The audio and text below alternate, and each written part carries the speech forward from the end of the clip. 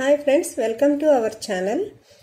మీరు ఒక సామెత వినే ఉంటారు, మాటలు కోటలు దాటుతాయి, చేతలు గడపలు దాటవని. దానికి పర్ఫెక్ట్ ఎగ్జాంపుల్ ఈ మీమాంసాసురుడు.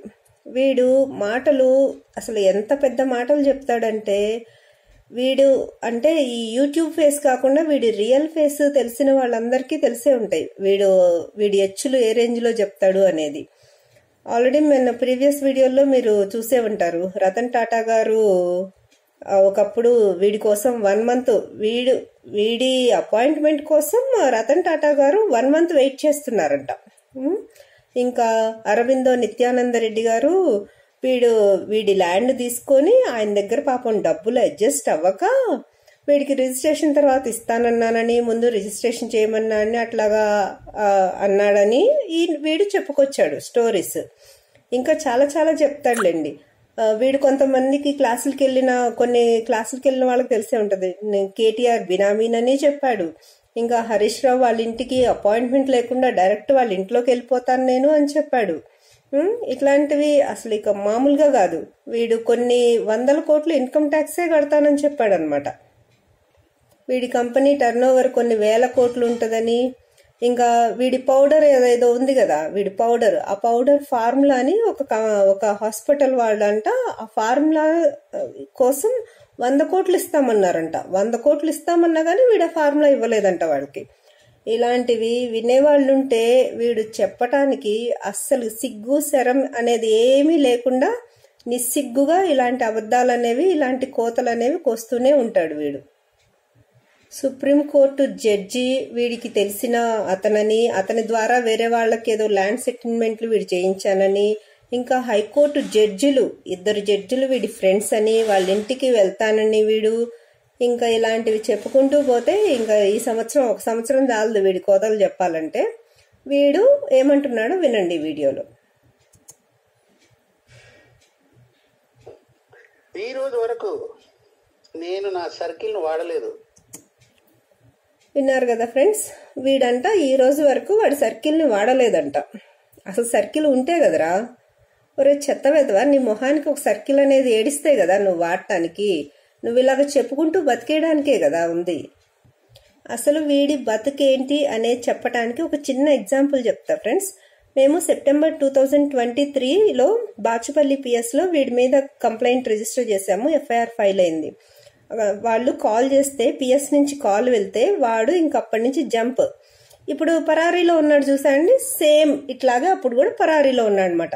వీడి బతుకంతా ఇంకా ఇట్లా పరారీలో ఉండటము, కోర్టులకి పోలీసుల చుట్టూ తిరగటము, ఇట్లా స్కాములు చేశాడు కదా ఆల్రెడీ. ఇంకా బయటకు వచ్చి ఇప్పుడు బెయిల్ మీద బయటకు వచ్చిన తర్వాత కూడా ఇంకా స్కాములు చేయాలనే చూశాడు కదా. ఇంకా వీడియోలు చేసి, ఇంకా ట్రైనింగ్లని, ఇంకా స్కాములు చేద్దామనే చూస్తున్నాడు వీడు.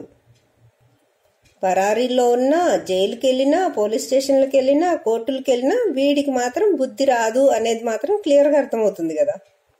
అలా పరారీలో ఉన్నవాడిని ఒకరోజు తెల్లవారుజామున వాడు సీక్రెట్ గా వాళ్ళ ఇంటికి వచ్చి వెళ్తుంటే పోలీసులు పట్టుకొని తీసుకొచ్చారు పోలీస్ స్టేషన్కి. తీసుకొస్తే అప్పుడు మమ్మల్ని పిలిచారు, మేము వెళ్ళాము. అప్పుడు అక్కడ సీన్ ఏంటో తెలుసా ఫ్రెండ్స్, CI గారు పిలిస్తే వాడు వచ్చి రాగానే పోయి ఆయన కాళ్ళు పట్టుకొని ఏడ్చేస్తున్నాడు వాడు.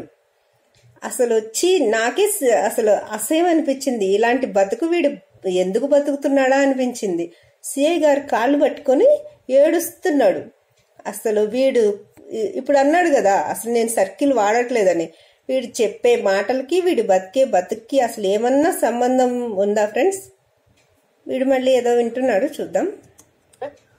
అది ఎంతైనా సరే, ఎట్లయినా సరే మీరు అది క్లోజ్ చేయండి అని మా నర్సింగ్ ఎన్ని 100 సార్లు చెప్పాడు. మా విద్యాసాగర్ 100 సార్లు చెప్పాడు. ఇప్పుడు అంటే నా దగ్గర చేయట్లేదు 2 నెలల నుంచి, కానీ అంతకుముందు.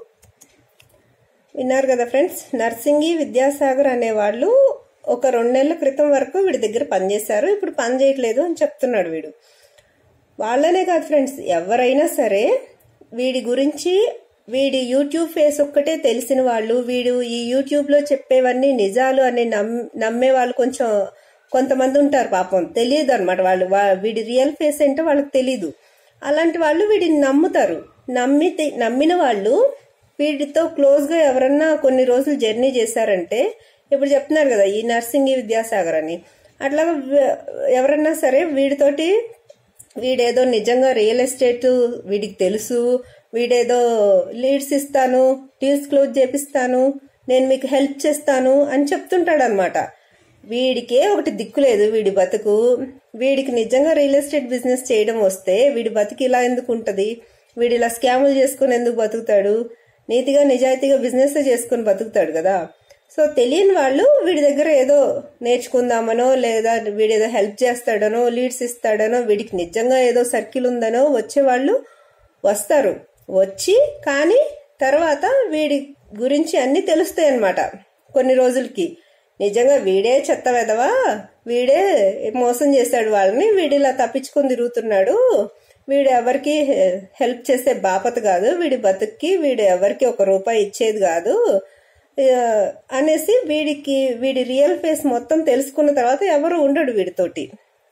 ఆల్రెడీ వీడే ఒప్పుకున్నాడు కదా, వీడి గురువు గారే వీడిని వదిలేశారు, వీడి పెళ్ళాం వదిలేసింది, పిల్లలు వదిలేశారు, అందరూ వీడి గురించి తెలిసిన వాళ్ళు ఎవరు పెళ్ళాం పిల్లలు గురువే వదిలేశారు లాస్ట్ కి. ఇంకెవరుంటారు వీడితోటి?